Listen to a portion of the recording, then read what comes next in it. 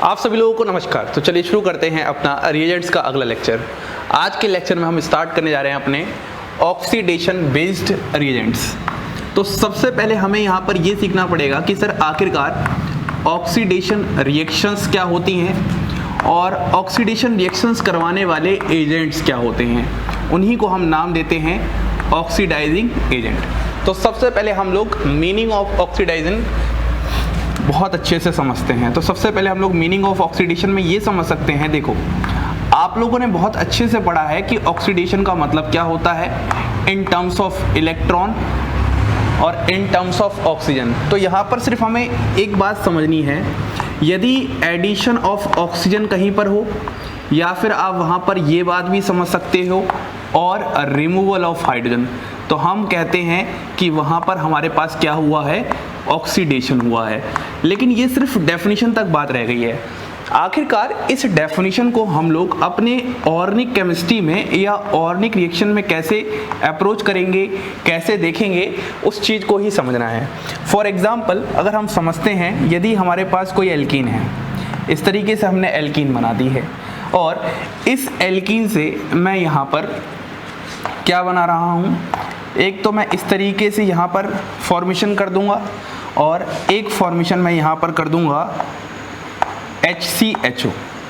आपको ये ध्यान नहीं देना कि कौन सा रिएजेंट यूज़ किया गया है, आपको ध्यान ये देना है क्या यहाँ से ये जो बना है इसमें एडिशन ऑफ ऑक्सीजन हुआ है। बात समझ में आ रही है? अगर एडिशन ऑफ ऑक्सीजन हुआ है इसमें तो पक्की बात है ऑक्सीडाइजिंग एजेंट्स होंगे। तो इसको हम कहते हैं नेसेंट ऑक्सीजन। इसको क्या कहते हैं? नेसेंट ऑक्सीजन, नवजात ऑक्सीजन। और ये क्या होता है? हाईली रिएक्टिव होता है। और ये हम लोग हमेशा तब दिखाते हैं जब हमें ऑक्सीडाइजिंग एजेंट्स को दर्शाना होता है। तो बेसिकली ये जो नेसेंट ऑक्सीजन होगा ये कहाँ से आया होगा? ये ऑक्सीडाइजिंग एजेंट से आया होगा। तो इसीलिए हम लोगों को बहुत अच्छे से स्टडी करनी है कि आखिरकार कौन सा ऑक्सीडाइजिंग एजेंट्स इस तरीके का कार्यक्रम करेगा। आपको तो यहाँ पर ऑर्गेनिक कॉन्सेप्ट में एडिशन ऑफ ऑक्सीजन और रिमूवल ऑफ हाइड्रोजन को लगाना आना चाहिए ना।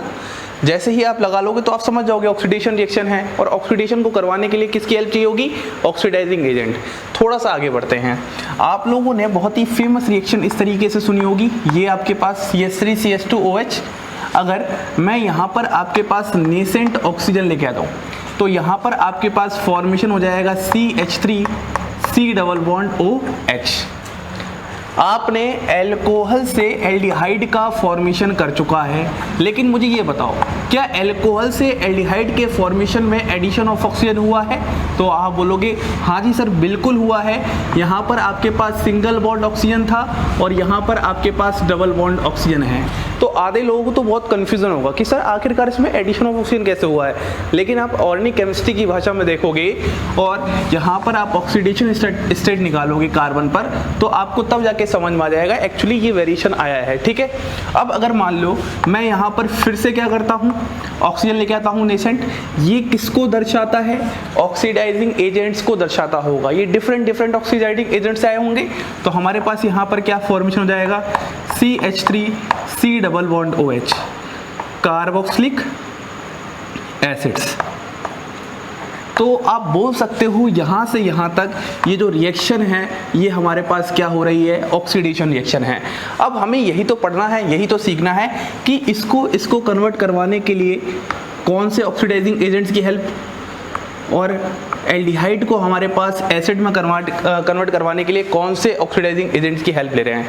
तो इन्हीं सब को हम लोगों को बहुत डिटेल में स्टडी करना है। तो आप अपने दिमाग में एक सीक्वेंस बैठा लो। जब भी आप ऑक्सीडेशन के प्रति जब एक सीक्वेंस बैठाओगे तो आपको बहुत हद तक ये चीज़ें समझ में आने वाली हैं। वो कॉन्सेप्ट आपके पास ये है कि हमेशा आपके पास एल्कीन हो, एल्कीन से कहानी जाती है एल्कोहल की तरफ, एल्कोहल से कहानी जाती है एल्डिहाइड की तरफ, और एल्डिहाइड से कहानी जाती है एसिड की तरफ। दिस इज़ द कहानी all about organic chemistry reactions जहाँ पर ऑक्सीडेशन रिएक्शंस होती हैं। अब हमें यही पढ़ना है कि एल्कीन से अल्कोहल में बनाने के लिए कौन से ऑक्सीडाइजिंग एजेंट्स की हम हेल्प ले रहे हैं, ऐसे ही एल्कोहल से एल्डिहाइड बनाने के लिए कौन से ऑक्सीडाइजिंग एजेंट्स की हेल्प ले रहे हैं, ऐसे ही एल्डिहाइड से एसिड बनाने के लिए कौन से ऑक्सीडाइजिंग एजेंट की हेल्प ले रहे हैं।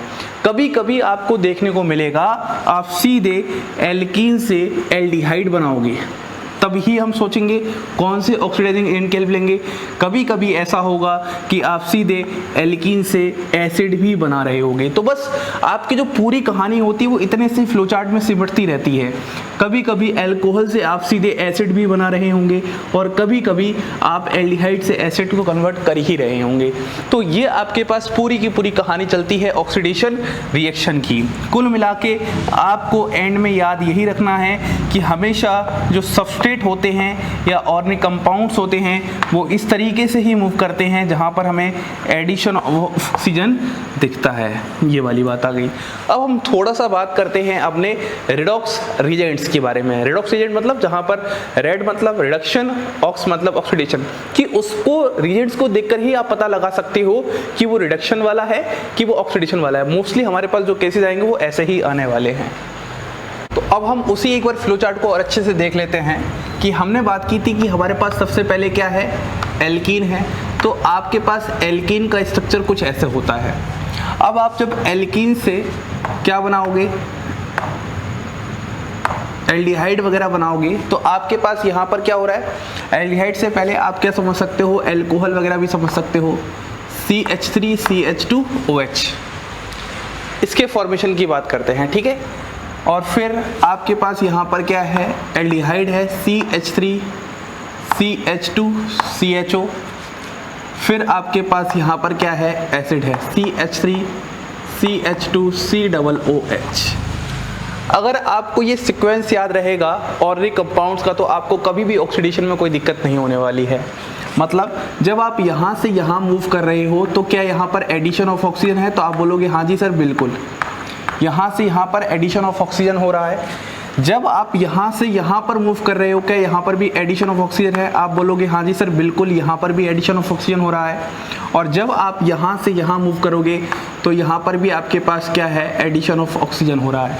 तो आप जितने भी ये केसेस की बात कर रहे हो तो ये सीक्वेंस ऐसा है जहाँ पर एडिशन ऑफ ऑक्सीजन हो रहा है। तो हम बोल सकते हैं यहाँ से लेकर यहाँ तक जो भी आपका कार्यक्रम है वो ऑक्सीडेशन रिएक्शंस के अंदर आता है। बस आपको अब दिक्कत कहाँ पर हो रही है, ऑक्सीडाइजिंग एजेंट्स के बारे में ज़्यादा नहीं पता। तो अब हम ये टॉपिक इसलिए पढ़ रहे हैं, ऑक्सीडाइजिंग एजेंट्स क्यों पढ़ रहे हैं, इसीलिए ताकि हमें पता रहे कि हर एक का रोल क्या क्या होता है। जैसे हमें रिड्यूसिंग एजेंट्स पढ़ा था, LiLH4, NaBH4, डाइबल H, B2S6, तो सबके हमें रोल स्पेसिफिक दिमाग में याद है, वैसे ही हम यहाँ पर भी स्पेसिफिक रोल याद रखेंगे। अब यहाँ पर एक थोड़ी सी बात बतानी है रेडॉक्स रिएजेंट्स के बारे में। देखो, अगर मैं रेडॉक्स रिएजेंट्स के बारे में बताता हूँ तो इटसेल्फ ये अपने आप में बता रहे होते हैं। एक तो होते हैं हमारे पास ऑक्सीडाइजिंग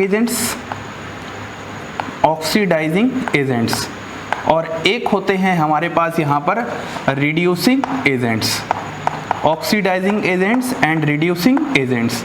मैं एक दो एग्जांपल से कुछ बात बताना चाहता हूँ। देखो, ऑक्सीडाइजिंग एजेंट्स में आपके पास जनरली क्या होता है, KMnO4 होता है, सुना होगा आप लोगों ने। ऐसे ही आप यहाँ पर H2SO4 भी ले सकते हैं ऑक्सीडाइजिंग एजेंट्स में, या फिर आप इसकी जगह पर एसिड्स भी ले सकते हो। H2SO4 की बात एंड कर देते हैं, यहाँ पर एसिड्स की कहानी होगी। फिर हम लोग यहाँ पर K2Cr2O7 की भी बातें करते हैं, हम यहाँ पर O3 ओजोनोलिसिस भी करवाते हैं। ये सारे केसेस हो गए। रिड्यूसिंग एजेंट्स में आपने सबसे पहले पढ़ा होगा LiAlH4, NaBH4, ऐसे ही आप H2 निकल के प्रेजेंस में रेनी निकल बोलते हो आप लोग, है ना। तो ये जो भी है आपके रेडॉक्स एजेंट है, लेकिन इसमें खास बात गौर करने वाली, देखो यहाँ पर देखो ऑक्सीजन को देखो, यहाँ पर इस वाले केस में, इन केसेस में ऑक्सीजन को देखो आप, तो कहीं ना कहीं यहाँ इनके अंदर खुद ही क्या है, सोर्स ऑफ ऑक्सीजन है। ऐसे ही आप यहाँ पर देखना स्टार्ट करो, यहाँ पर आपको H दिख रहे होंगे, तो कहीं ना कहीं ये खुद सोर्स ऑफ क्या है, हाइड्रोजन है। तो मतलब अधिकतर जो रिएजेंट्स होते हैं वो खुद अपने अंदर छुपा के रखते हैं अपने स्ट्रक्चर के अंदर, और खुद बताते हैं कि वो ऑक्सीडाइजिंग एजेंट्स हैं या रिड्यूसिंग एजेंट्स हैं। मतलब ये जो बात एकदम शुरुआती बात है, जिस बच्चे को नहीं पता रिड्यूसिंग एजेंट क्या होते हैं, जिस बच्चे को नहीं पता ऑक्सीडाइजिंग एजेंट्स क्या होते हैं, उनके लिए मैं यहाँ पर बता रहा हूँ कि इस तरीके से आप कहीं ना कहीं पहचान सकते हैं। अब ये हार्ड एंड फास्ट रूल नहीं है, बस आपको बता रहा हूँ किस तरीके से तरीका होता है, ठीक है। ये सारी बात आ गई।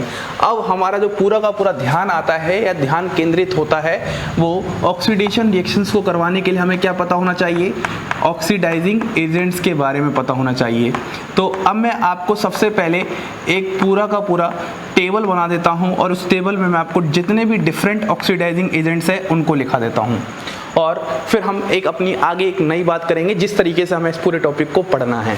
तो अब हम बात करते हैं इन डिफरेंट ऑक्सीडाइजिंग एजेंट्स की, ठीक है। तो अब ये हमारे पास जितने भी हैं, हमारे पास जो भी कोर्स में है वो सारे ऑक्सीडाइजिंग एजेंट्स यही हैं। इनको हम लोग एक एक करके इनका फंक्शन जानेंगे, सारी बातें हम जानेंगे। देखो सबसे पहले हमारे पास क्या होते हैं, पर एसिड्स होते हैं। अगर मैं थोड़ा सा पर एसिड्स के बारे में या परऑक्सी एसिड्स के बारे में बताऊं तो हमारा एक बहुत ही फेमस होता है ट्राईफ्लोरो एसिटिक एसिड। इस तरीके से ट्राईफ्लोरो एसिटिक पर एसिड, ये वाला पर एसिड होता है। यहाँ पर अगर आप देखोगे तो यहाँ पर 3 ऑक्सीजन हैं। अगर 2 होते तो वो तो हमारे पास सिंपली एसिटिक एसिड होते हैं, लेकिन यहाँ पर ऑक्सीजन के बीच में जहाँ पर लिंकेज होती है उसको हम पर एसिड कहते हैं। ऐसे ही हमारे पास बहुत एक फेमस होता है MCPBA। ये सारे ही हम लोग डिस्कस करने वाले हैं पर एसिड्स के अंदर। एक का रोल होता है एपॉक्सीडेशन, जहाँ पर क्या होता है, एपॉक्साइड रिंग का फॉर्मेशन होता है, और एक बहुत ही फेमस रिएक्शन होती है बेयर-ब्लेजर ऑक्सीडेशन। तो ये हम लोग कार्बोनिल कंपाउंड के केस में पढ़ते हैं, ठीक है, पहला। दूसरा होता है हमारे पास हाइपोहेलस एसिड। हाइपोहेलस एसिड की बात करते हैं तो कुछ इस तरीके से होते हैं, जहाँ पर ये एल्कीन पर यूज किए जाते हैं एपॉक्साइड रिंग के फॉर्मेशन के लिए, ठीक है। तीसरा है हमारे पास हाइड्रोजन पेरोक्साइड, और ये सबसे ज़्यादा इंपॉर्टेंट है। जो भी मैं इस तरीके से बॉक्स में बंद कर रखा हूँ वो सबसे ज़्यादा इंपॉर्टेंट है। हाइड्रोजन पेरोक्साइड सिर्फ अकेला नहीं है, इसके साथ डिफरेंट जैसे H2O2OH- इसका रोल अलग है, H2O2/H+, इसका रोल अलग है। तो इस तरीके से हम लोग डिटेल में बात कर रहे होंगे कौन कौन से हाइड्रोजन पेरोक्साइड के फॉर्म्स होते हैं और वो कैसे ऑक्सीडाइजिंग एजेंट की तरह यूज़ किए जाते हैं। फिर अगला होता है टर्शरी, इस तरफ है हमारे पास टर्शरी मतलब 3 डिग्री ब्यूटाइल हाइड्रोजन पेरोक्साइड, ये होता है TBuOOH। TBu का मतलब आप जानती हो, TBu ऐसे होगा CH3, यहाँ पर CH3 और यहाँ O और यहाँ H, ठीक है। फिर होता है ऑस्मियम टेट्राऑक्साइड OSO4। फिर होता है KMNO4। जिस तरीके से हाइड्रोजन पेरोक्साइड इंपॉर्टेंट है उसी तरीके से उतना ही इंपॉर्टेंट हमारे पास KMNO4 होता है। KMNO4 को हमें यहाँ पर 3 फॉर्म में पढ़ना है। एक तो इसकी एसिडिक फॉर्म पढ़नी है, एक इसकी न्यूट्रल फॉर्म पढ़नी है, और एक इसकी एल्कलाइन फॉर्म पढ़नी है। तीनों ही फॉर्म क्या होती हैं, ऑक्सीडाइजिंग एजेंट्स की तरह काम करेंगी, लेकिन इनका रोल थोड़ा थोड़ा अलग रहेगा, उनका कन्वर्जन किसी ना किसी में चेंज होता रहेगा, ठीक है। उसके बाद आता है हमारे पास OSO4 प्लस NiA4, इसको बोलते हैं लिमिक्स जॉनसन रिएजेंट। ये थोड़े बहुत नाम आपको याद रखने पड़ेंगे कि किसको कौन सा रिएजेंट कहते हैं, याद कर लोगे अभी से तो आपको थोड़ा सा ज़्यादा फायदा होगा, ठीक है। फिर होता है HiO4, इसको बोलते हैं हम लोग पर आयोडिक एसिड। ये डायोल्स के क्लीवेज के लिए ज़्यादातर हम लोग यूज़ करते हैं, तो जब हम डायोल्स के क्लीवेज के बारे में पढ़ेंगे तब वहाँ पर हम पर आयोडिक एसिड्स का यूज़ करेंगे। फिर होता है PbOAC का होल 4, जो रोल इसका होता है वही रोल इसका होता है। ये शॉर्ट फॉर्म है LTA, lead tetra acetate. LTA का फुल फॉर्म क्या है, लेड टेट्रा एसीटेट, ठीक है। फिर ये हमारे पास एक बहुत ही इंपॉर्टेंट है जो कि हम एल्कोहल के टाइम पर पढ़ेंगे, CrO3 बेस्ड ऑक्सीडाइजिंग एजेंट्स। इसमें आपने बहुत ही फेमस सुने होंगे, PCC, PDC, Jones reagent, Collins reagent, वो सब इसी के अंदर आ जाएंगे, ठीक है, CrO3 बेस्ड ऑक्सीडाइजिंग एजेंट्स। अगला होता है Fetizon's reagent Ag2CO3 celite के प्रेजेंस में, ठीक है, रेजिन्स होते हैं। फिर हमारे पास K2Cr2O7, जो एसिडिक KMNO4 का रोल होता है वही हमारे पास K2Cr2O7 का भी रोल होता है। फिर MnO2, ये भी हमारे एल्कोहल के ऑक्सीडेशन के लिए बहुत इंपॉर्टेंट पार्ट है। फिर हमारे पास नीचे है स्वर्ण ऑक्सीडेशन। तो स्वर्ण ऑक्सीडेशन क्या होता है, जहां पर DMSO के साथ क्या होगा, ऑक्सिलिल क्लोराइड होगा। फिर अगला है हमारे पास मोफट ऑक्सीडेशन, ये कुछ फेमस नेम रिएक्शन वाले ऑक्सीडेशन हैं, DCC प्लस DMSO। फिर है हमारे पास ओजोनोलिसिस, इसके तो क्या ही कहने, इसको तो हमें दो पार्ट्स में पढ़ना है। एक होता है हमारे पास रिडक्टिव ओजोनोलिसिस और एक होता है हमारे पास ऑक्सीडेटिव ओजोनोलिसिस। एल्कीन के केस में सबसे पहले पढ़ेंगे, उसके बाद हम पढ़ेंगे एल्काइन के केस में। तो सारे ही केस में हम बहुत डिटेल में पढ़ने वाले हैं। फिर अगला है हमारे पास SeO2, सेलेनियम डाइऑक्साइड, फिर हमारे पास टेम्पो, ये कुछ मिसलेनियस है हमारे पास। ये जो लास्ट के तीन हैं 18, 19 एंड 20, TEMPO, IBX and Dess Martin reagent और लास्ट में TPEP, इनके फुल फॉर्म वगैरह सब कुछ बात करेंगे, इनका रोल बात करेंगे, ये थोड़े से कुछ मिसलेनियस हैं। तो ये सारे ही हमारे पास ऑक्सीडाइजिंग एजेंट्स होते हैं। तो मैं सबसे पहले चाहूँगा आप इसका एक बेहतरीन सा स्क्रीनशॉट लो, सबसे पहली बात। उसके बाद अब हम लोग बात करते हैं अपनी अगली। देखो, अगर मैं अगली बात करता हूं तो ये तो हमने रिएजेंट्स वाइज बात कर ली, लेकिन मैं आपको इस तरीके से नहीं पढ़ाने वाला। अब आप आधे लोग सोचोगे सर ऐसा क्यों? देखो, जनरली हम लोग जो पढ़ेंगे वो चैप्टर्स वाइज पढ़ेंगे, मतलब एल्कीन की पूरी केमिस्ट्री पढ़ेंगे ऑक्सीडेशन की, तो जिसमें हमारे पास इसमें से कुछ सेलेक्टेड ऑक्सीडाइजिंग एजेंट आ जाएंगे। वैसे ही हम ऑक्सीडेशन ऑफ हाइड्रोकार्बन की पढ़ेंगे तो कुछ सेलेक्टेड रिएजेंट्स तब आ जाएंगे। फिर ऑक्सीडेशन ऑफ एल्कोहल पढ़ेंगे तो कुछ सेलेक्टेड रिएजेंट्स तब आ जाएंगे।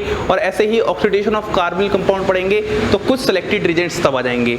तो ऐसे चैप्टर वाइज पढ़ने से इन रिएजेंट्स को हम लेके आ जाएंगे और इनको याद करना थोड़ा आसान हो जाएगा। जैसे मान लो फॉर एग्जांपल हम यहाँ पर CrO3 बेस की बात कर रहे हैं, ये अल्कोहल के ऑक्सीडेशन में रोल में काम आता है, लेकिन हमें बाकी सब में याद करने में, पता करने में थोड़ी डिफिकल्टी हो सकती है, क्योंकि यहाँ पर ये 3, 4, 5 एजेंट नहीं है। अगर आपने रिड्यूसिंग एजेंट्स पढ़े हों तो वहाँ पर इतना ज़्यादा नहीं होता, मुश्किल से 8 या 9 होते हैं, तो उनको याद करना आसान होता है। LiLH4 का रोल क्या है, NaBH4 का रोल क्या है, DiBH का रोल क्या है, B2H6 का रोल क्या है, सेलेन हाइड्राइड का रोल क्या था, है ना, 9-BBN का रोल क्या था। तो ये कुछ सेलेक्टेड थे, लेकिन यहाँ पर करीब 20 हैं। अगर 20 को आप अलग अलग पढ़ोगे तो कुछ ज़्यादा ही याद करने में डिफिकल्टीज होंगी। तो हम लोग कोशिश करेंगे चैप्टर वाइज स्टार्ट करते हैं। तो मैं आपको एक आइडिया देता हूँ चैप्टर वाइज, और उस चैप्टर वाइज में बताता हूँ कौन कौन से रिएजेंट्स हमारे कवर होने वाले हैं। तो अब हम बात करते हैं कि ये हमारे पास chapter wise classification of oxidising agent है। फिर आप एक बात को समझिए, ऑक्सीडाइजिंग एजेंट्स को हम दो तरीके से पढ़ सकते हैं। एक तो रिएजेंट वाइज, जैसे हमने रिड्यूसिंग एजेंट्स को पढ़ा था, ऑर्गेनोमेटेलिक एजेंट्स को पढ़ा था, और एक हम पढ़ सकते हैं चैप्टर वाइज। तो सबसे पहले हम एल्कीन के बेसिस पर जितने भी ऑक्सीडाइजिंग एजेंट्स हैं जो एल्कीन का ऑक्सीडेशन करते हैं, उसके बेसिस पर हमारे पास ये सारे ऑक्सीडाइजिंग एजेंट्स हैं, इनकी बात करते हैं। तो देखो, सबसे पहला होता है कार्यक्रम एल्कीन में इपॉक्सीडेशन। इपॉक्सीडेशन का मतलब एक तरीके से आप बोल सकते हो इपॉक्साइड का रिंग फॉर्मेशन या इपॉक्साइड फॉर्मेशन, इसी को हम कहते हैं इपॉक्सीडेशन। तो ये सारे ही रिएजेंट्स आपके पास क्या हैं, इपॉक्सीडाइजिंग एजेंट्स हैं। MCPBA, मेटा क्लोरोपरबेंजोइक एसिड, H2O2, देखो हाइड्रोजन पेरोक्साइड का ये रोल आ गया OH- के प्रेजेंस में। DMDO की बात करेंगे। फिर शार्पलेस, ये टॉपिक बहुत इंपॉर्टेंट है, शार्पलेस एसिमेट्रिक इपॉक्सीडेशन। इसके बाद हमारे पास है अगला डाईहाइड्रोक्सिलेशन। इसका मतलब होता है डायोल का फॉर्मेशन, कि वहां पर एडजेसेंट कार्बन के ऊपर OH ग्रुप का आना, तो उसको हम बोलते हैं डायोल्स। तो एक तो होता है हमारे पास ऑस्मियम टेट्राऑक्साइड। याद करो, हमने अभी एजेंट्स को देखा था, ये सारे ही एजेंट्स इस तरीके से फिट हो रहे हैं। KMnO4OH-, याद करो इसका ये कौन सा फॉर्म है, एल्कलाइन फॉर्म है। फिर वुडवर्ड रिएजेंट और फिर प्रीवोस्ट। तो वुडवर्ड रिएजेंट और प्रीवोस्ट रिएजेंट, ये वाला टॉपिक बहुत इंपॉर्टेंट है इस वाले में। तो यहाँ पर OSO4 के बाद ही हम पढ़ेंगे शार्पलेस एसिमेट्रिक डायोल फॉर्मेशन, ये वाला केस भी आता है। फिर हमारे पास है cleavage of carbon double bond carbon, जहाँ पे एल्कीन के कार्बन डबल बॉन्ड कार्बन के क्लीवेज की बात करेंगे। तो एक तो है हमारे पास ल्यूमिक्स रिएजेंट, और फिर दूसरा है ये वाला, ये देखो फेमस रिएजेंट है। एक तो हम इसकी भी बात करेंगे, और एक और आप समझने के लिए यहाँ पर समझ सकते हो KMnO4/H+। इस वाले केस में भी हम लोग क्या करते हैं, कार्बन डबल बॉन्ड को तोड़ते हैं। और इस वाले केस में जो सबसे इंपॉर्टेंट है वो है ओजोनोलिसिस। ओजोनोलिसिस को हम पढ़ेंगे। हम लोग कार्बन डबल बॉन्ड कार्बन के साथ साथ एल्कीन के साथ साथ एल्काइन का केस भी यहाँ पर डिस्कस करने वाले हैं, कि आखिरकार एल्काइन किस तरीके से ओजोनोलिसिस दिखाते हैं। फिर अगला है हाइड्रोबोरेशन ऑक्सीडेशन रिएक्शन। मैंने आप लोगों को जब B2H6 पढ़ाया था रिड्यूसिंग एजेंट, उसके साथ में ये वाला केस लिया था, तो हम यहाँ पर भी पढ़ेंगे, क्योंकि यह एक ऑक्सीडेशन रिएक्शन है, तो इसकी बातें भी हम यहाँ पर करेंगे। फिर अगला है ऑक्सीमर्क्यूरेशन डीमर्क्यूरेशन रिएक्शन। तो ये कुछ थोड़ी सिमिलरिटी के साथ है, इसलिए मैं यहाँ पर इसको पढ़ा दे रहा हूँ। अगला है फिर ऑक्सीडेशन ऑफ हाइड्रोकार्बन्स, जिसमें हमारे पास ये सारे के सारे होते हैं क्यूमिन प्रोसेस, इटार्ड्स रिएक्शन, ये वाला यहाँ पर आपका फ्री मैकेनिज्म के थ्रू ऑक्सीडेशन होगा, और KMnO4H+, ये तो पता ही है, ये आपके पास स्ट्रॉन्ग ऑक्सीडाइजिंग एजेंट होता है। जिस तरीके से LiAlH4 क्या होता था, स्ट्रॉन्ग रिड्यूसिंग एजेंट होता था, उसी तरीके से KMnO4H+ क्या होता है, स्ट्रॉन्ग ऑक्सीडाइजिंग एजेंट्स होते हैं। इनको आप ध्यान रखना।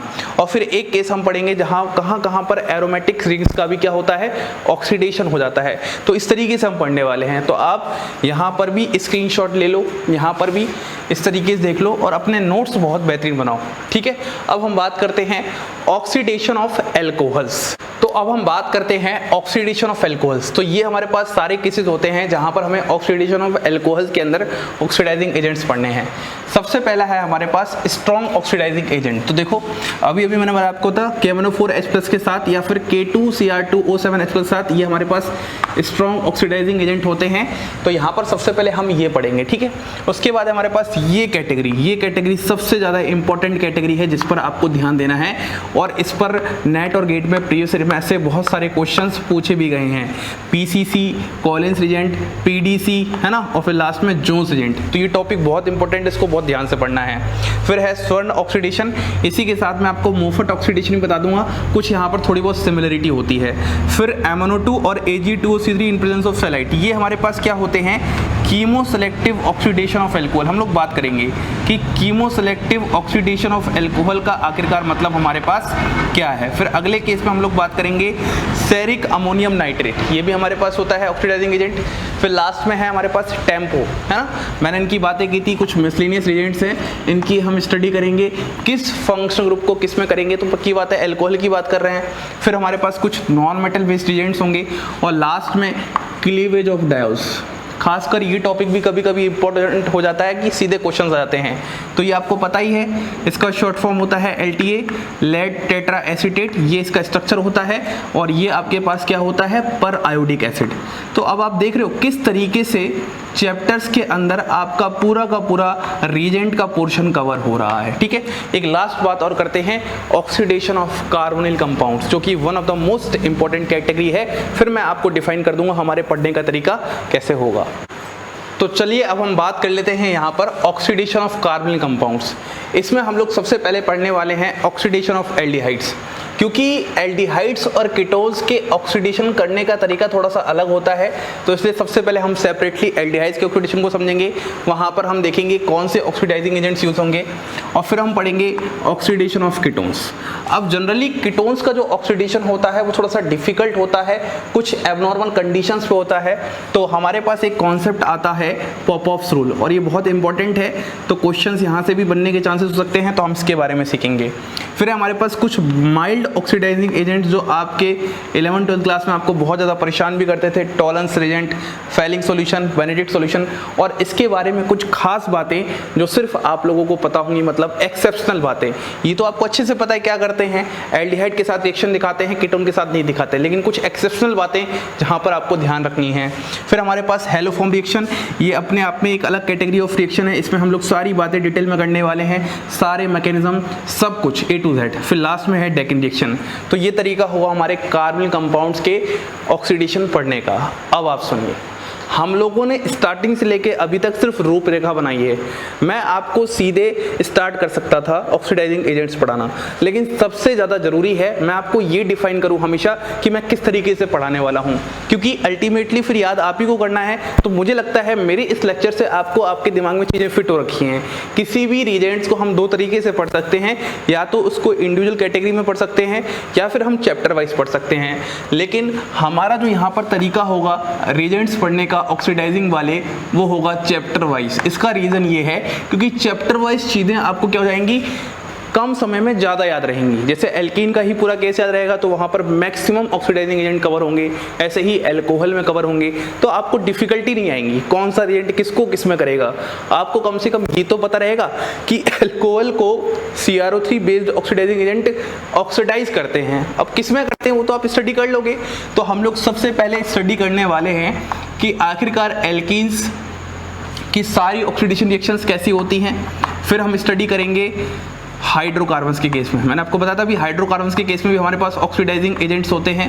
फिर हम स्टडी करेंगे अल्कोहल के केस में, और लास्ट में हमारे पास आ जाएगा टारगेट कार्बोनिल कंपाउंड्स। तो इतने तरीके के ऑर्गेनिक कंपाउंड्स में, या आप ऐसे कह लो चैप्टर्स में, आपका पूरा का पूरा ऑक्सीडाइजिंग एजेंट कवर हो जाएगा।